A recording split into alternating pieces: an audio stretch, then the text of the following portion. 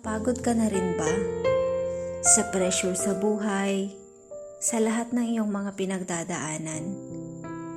Dumating ka na ba sa punto na hindi mo na rin mawari kung bakit pinagdadaanan mo ang lahat ng failure? Kahit na ginagawa mo naman ang best mo. Marahil nagtatanong ka kung ano ba ang dapat mong gawin? Saan ba ako nararapat? Ano bang kulang sa akin at marami pang iba? Paano kung sa lahat ng tanong mo, sasagot ang Panginoon at sasabihin niya sa iyo na you don't understand now what I am doing, but someday you will. Magpapatuloy ka pa ba? Handa ka bang maghintay? Magtitiwala ka ba sa Kanya?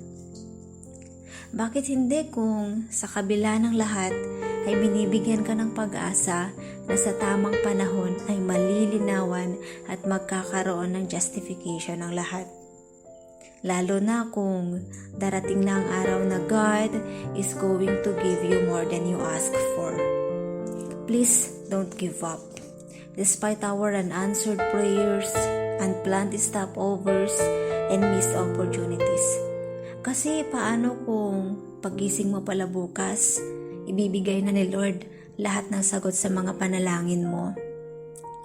Minsan kasi we make our plans, but the Lord decides where we will go.